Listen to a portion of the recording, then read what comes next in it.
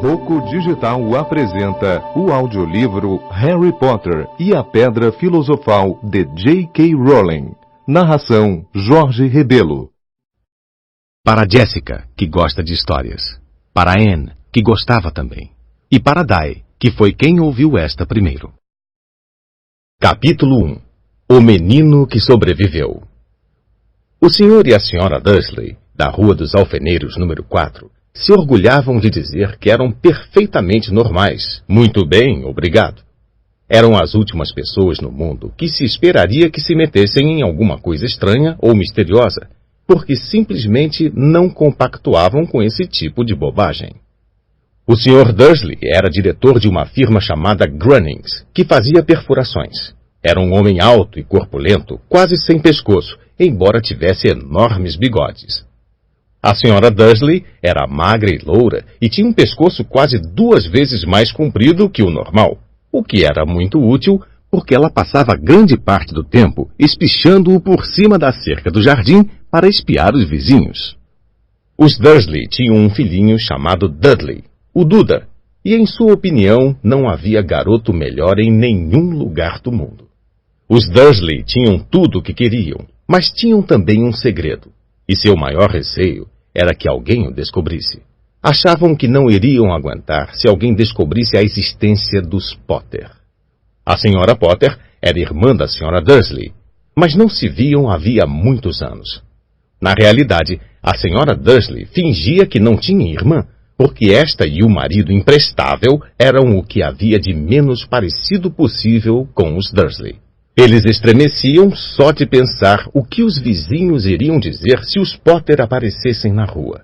Os Dursley sabiam que os Potter tinham um filhinho também, mas nunca o tinham visto. O garoto era mais uma razão para manter os Potter à distância. Eles não queriam que Duda se misturasse com uma criança daquelas. Quando o Sr. e a Sra. Dursley acordaram na terça-feira monótona e cinzenta em que a nossa história começa, não havia nada no céu nublado lá fora, sugerindo as coisas estranhas e misteriosas que não tardariam a acontecer por todo o país. O Sr. Dursley cantarolava ao escolher a gravata mais sem graça do mundo para ir trabalhar, e a Sra. Dursley fofocava alegremente enquanto lutava para encaixar um Duda aos berros na cadeirinha alta. Nenhum deles reparou em uma coruja parda que passou batendo as asas pela janela. Às 8h30, o Sr. Dursley apanhou a pasta, deu um beijinho no rosto da Sra. Dursley e tentou dar um beijo de despedida em Duda, mas não conseguiu, porque na hora Duda estava tendo um acesso de raiva e atirava o cereal nas paredes. "Testinha!", disse rindo contrafeito o Sr. Dursley ao sair de casa. Entrou no carro e deu a marcha ré para sair do estacionamento do número 4. Foi na esquina da rua que ele notou o primeiro indício de que algo estranho ocorria. Um gato lia um mapa. Por um instante o Sr. Dursley não percebeu o que vira. Em seguida virou rapidamente a cabeça para dar uma segunda olhada. Havia um gato de listras amarelas sentado na esquina da Rua dos Alfeneiros, mas não havia nenhum mapa à vista. Em que estaria pensando naquela hora? Devia ter sido um efeito da luz. Ele piscou e arregalou os olhos para o gato. O gato o encarou. Enquanto virava a esquina e subia a rua, espiou o gato pelo espelho retrovisor. Ele agora estava lendo a placa que dizia Rua dos Alfeneiros. Não, estava olhando a placa. Gatos não podiam ler mapas, nem placas. O Sr. Dursley sacudiu a cabeça e tirou o gato do pensamento. Durante o caminho para a cidade, ele não pensou em mais nada, exceto no grande pedido de brocas que tinha esperanças de receber naquele dia. Mas, ao sair da cidade, as brocas foram varridas de sua cabeça por outra coisa. Ao parar no costumeiro engarrafamento matinal, não pôde deixar de notar que havia uma quantidade de gente estranhamente vestida andando pelas ruas. Gente com capas largas. O Sr. Dursley não tolerava gente que andava com roupas ridículas. Os trapos que se viam nos jovens. Imaginou que aquilo fosse uma nova moda idiota.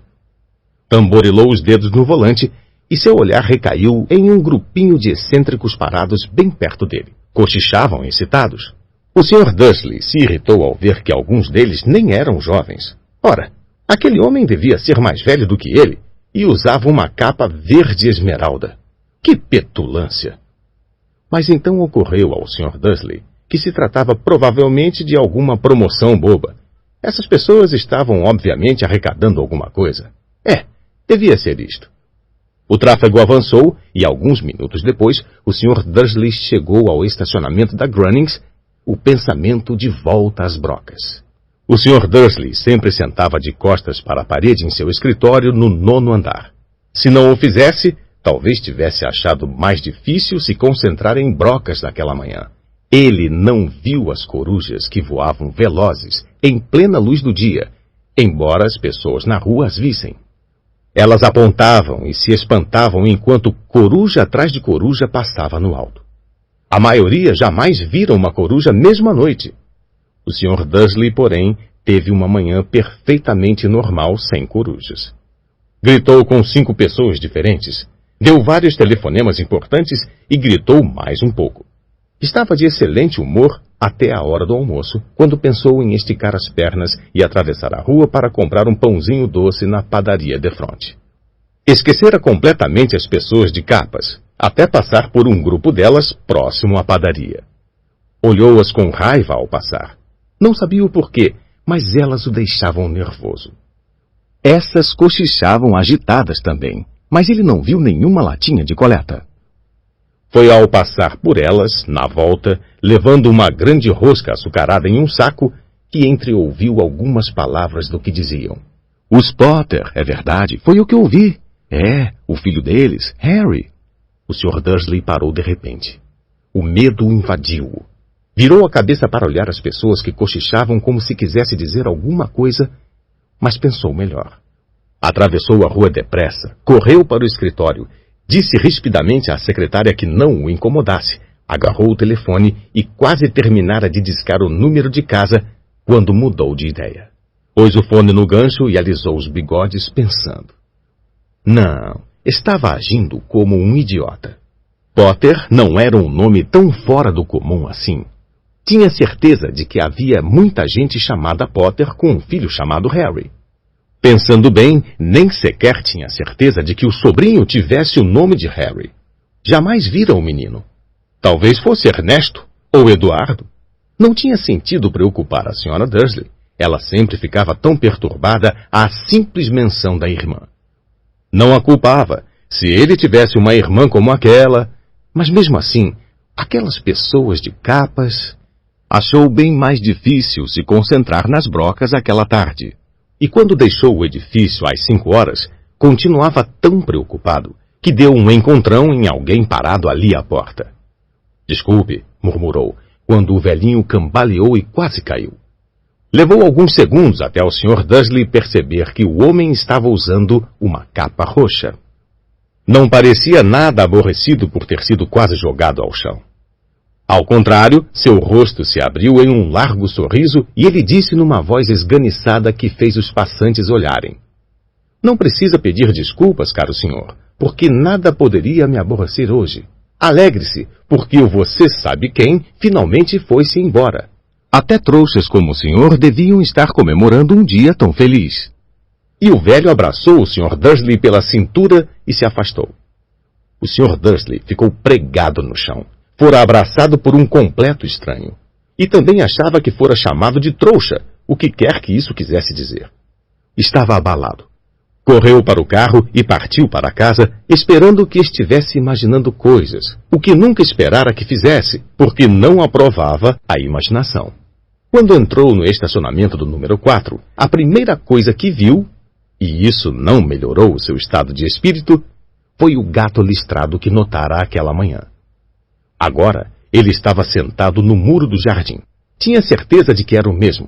As marcas em volta dos olhos eram as mesmas. Chispa! Disse o Sr. Dursley em voz alta. O gato não se mexeu. Apenas lançou-lhe um olhar severo. Será que isto era um comportamento normal para um gato? Pensou o Sr. Dursley. Continuava decidido a não comentar nada com a esposa. A Sra. Dursley tivera um dia normal e agradável. Contou-lhe durante o jantar os problemas da senhora do lado com a filha, e ainda que Duda aprendera uma palavra nova, nunca. O Sr. Dursley tentou agir normalmente. Depois que Duda foi se deitar, ele chegou à sala em tempo de ouvir o último noticiário noturno. E, por último, os observadores de pássaros em toda parte registraram que as corujas do país se comportaram de forma muito estranha hoje. Embora elas normalmente caçem à noite e raramente apareçam à luz do dia, centenas desses pássaros foram vistos hoje voando em todas as direções desde o alvorecer.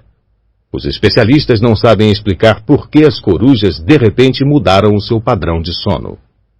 O locutor se permitiu um sorriso. Muito misterioso. E agora com Jorge Mendes, o nosso boletim meteorológico. Vai haver mais tempestades de corujas hoje à noite, Jorge?